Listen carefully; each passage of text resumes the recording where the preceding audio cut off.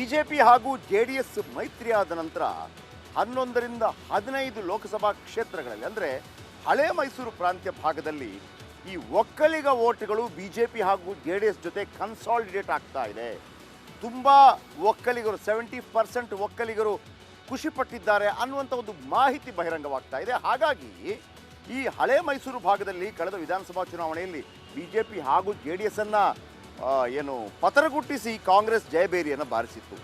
ಆ ಭಾಗದಲ್ಲಿ ಒಳ್ಳೆ MLA ಸೀಟ್ಗಳು ಕೂಡ ಬಂದಿತ್ತು. ಈಗ ಬಿಜೆಪಿ ಹಾಗೂ ಜೆಡಿಎಸ್ ಜೊತೆಯಾಗಿರುವ ಕಾರಣಕ್ಕಾಗಿ ಆ ಒಕ್ಕಲಿಗ ಬೆಲ್ಟ್ ನಮ್ಮಿಂದ ಕೈ ತಪ್ಪತ್ತೆ ಅನ್ನುವಂಥ ಭಯ ಕಾಂಗ್ರೆಸ್ಸನ್ನು ಕಾಡ್ತಾ ಇದೆ. ಕಳೆದ ಬಾರಿ DK ಶಿವಕುಮಾರ್ ಅವರು ಮುಖ್ಯಮಂತ್ರಿ ಆಗ್ತಾರೆ ಅನ್ನೋ ಕಾರಣಕ್ಕಾಗಿ ಜೆಡಿಎಸ್ ಪಾಲಿಗೆ ಒಲಿತಾ ಇದ್ದಂತಹ 20% ಓಟ್ಗಳ ಪೈಕಿ 6% ಓಟ್ ಈ ಕಡೆ ಬಂದಿತ್ತು.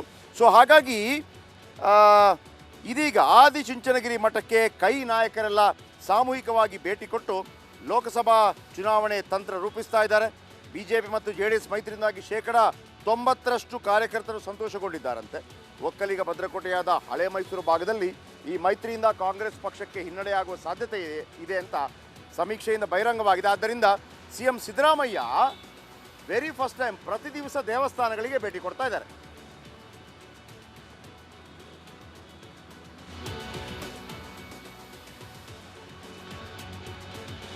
ನೋಡಿ, ಸಿದ್ದರಾಮಯ್ಯನವರು ಒಂದಂತೂ ಬಹಳ ಸ್ಪಷ್ಟ. ಯಾವಾಗ ಈ ಮಂತ್ರಿ ಮಹೋದಯರುಗಳೆಲ್ಲ ಮೀನೋ ಮತ್ತೊಂದು ತಿಂದು ದೇವಸ್ಥಾನಗಳಿಗೆ ಹೋಗ್ತಾರೆ, ಈಗೆಲ್ಲ ಟೀಕೆ ಟಿಪ್ಪಣಿಗಳು ಬಂದಾಗ ಈಗ ಯಾವುದೇ ಮಂತ್ರಿ ಮಹೋದಯರುಗಳು ಕೂಡ ಈ ಚುನಾವಣಾ ಪ್ರಚಾರ ಇದ್ದಾಗ ಯಾರು ಕೂಡ ನಾನ್ ವೆಜ್ ತಿನ್ನಲ್ಲ. ಯಾಕೆ ಬೇಕು ಸುಮ್ಮನೆ ಅಂತ ಸಿದ್ದರಾಮಯ್ಯನವರು ಕೂಡ ತಿನ್ನಲ್ಲ.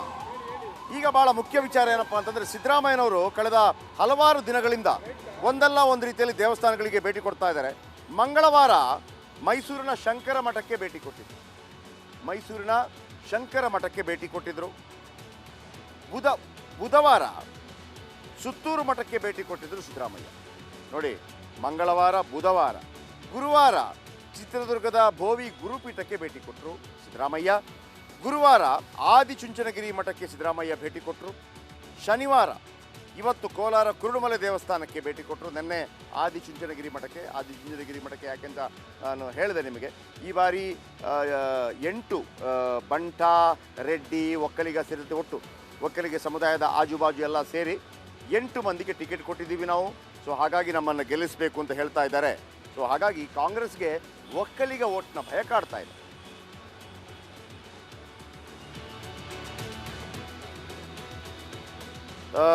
ಇಲ್ಲೊಂದು ಕಾಂಗ್ರೆಸ್ ಒಕ್ಕಲಿಗ ಭಯ ಇದೆ. ಕಾಂಗ್ರೆಸ್ಸಿಂದ ಒಕ್ಕಲಿಗ ಟ್ರಂಪ್ ಕಾರ್ಡ್ ಬಳಕೆ ಆಗ್ತಾ ಇದೆ.